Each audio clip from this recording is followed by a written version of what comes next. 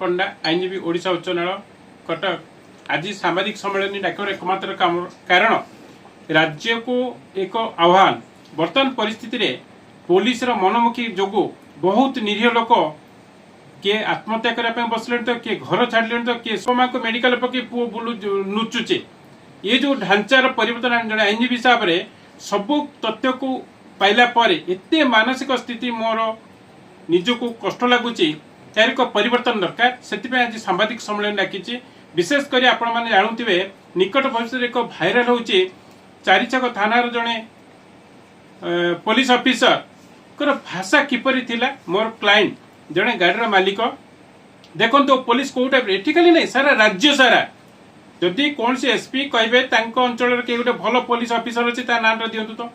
DG declare कर दिंतु जे तांकर सबु पुलिस स्टाफ भल तो आज मुझे अनुताप अनुभव एवं मर्मार से आज सांबादिक सम्मेलन कर एकमात्र कारण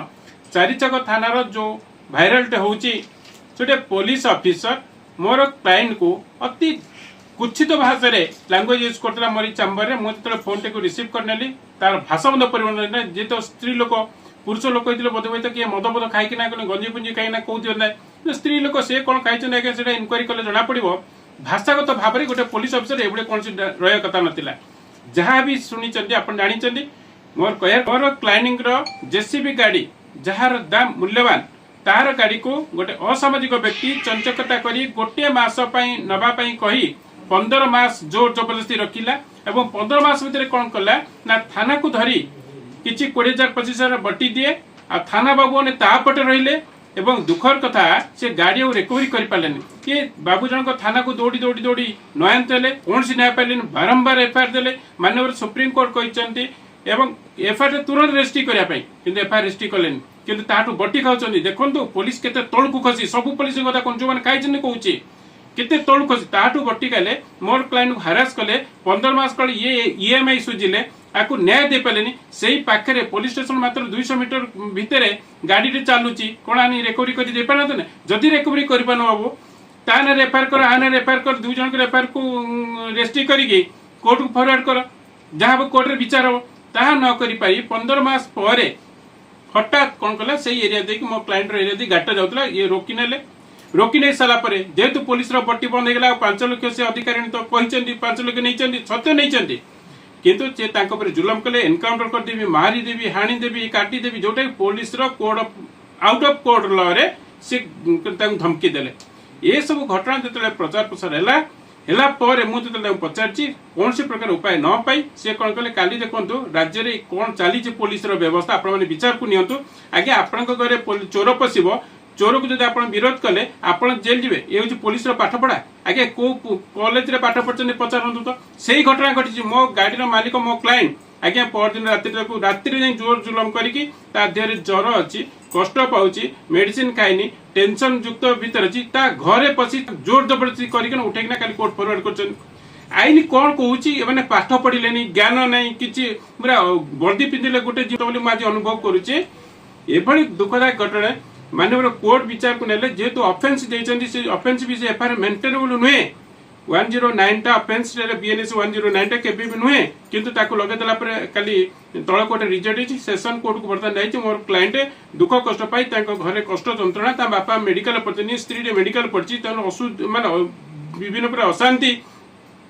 ता सहित भी ईएमआई 65,000 टका ने 15 मास देला को अवस्था थी गाड़ी जड़े नहीं जाइए कौ बड़ी मानसिक स्थिति थी किंतु चोर जे चोरी करछि गुंडाराज करछि ताकू छाड़ी ये गाड़ी मालिक को कोर्ट फरवर्ड करेंगे आउ से जो दिन नेले आज्ञा से दिन गाड़ी मालिक को नहीं बसला पर मु शुणिया को पाइली थाना रे गुंडार को 10 जन डके आपको धमक देछन को टाइप चली गुंडाराज देखो यहाँ कौन SP जापारना DG जापारना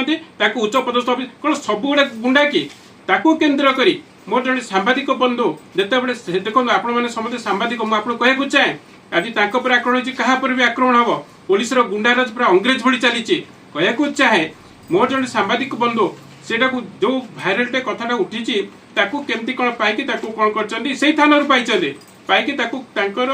viral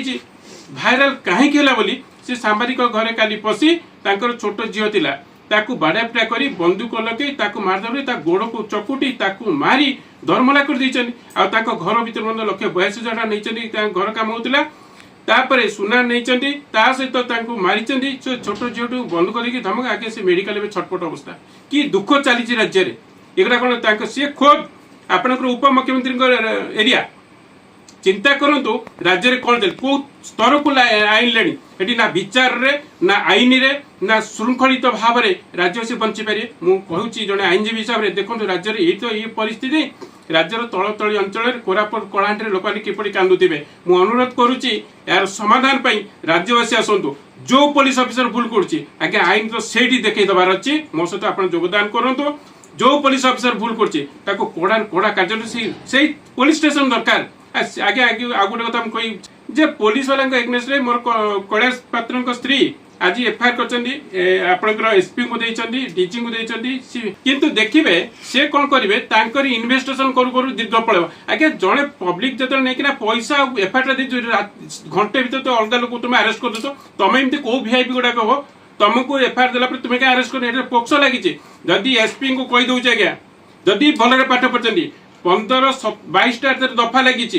POCSO case लगी माननीय सुप्रीमकोर्ट डायरेक्शन देते विरुद्ध एफआईआर न करके 3 जन आक्यूज होती थाना अधिकारी एसपी महांती इंदुलता मिश्र भागीरथी स्वाई एवं सहित आसवा 2 जन जदि एम विरुद्ध एफआईआर न हुए राज्यव्यापी आंदोलन हम प्रत्येक पुलिस स्टेशन कड़ा जवाब दिज्पर आपण मैंने देखिए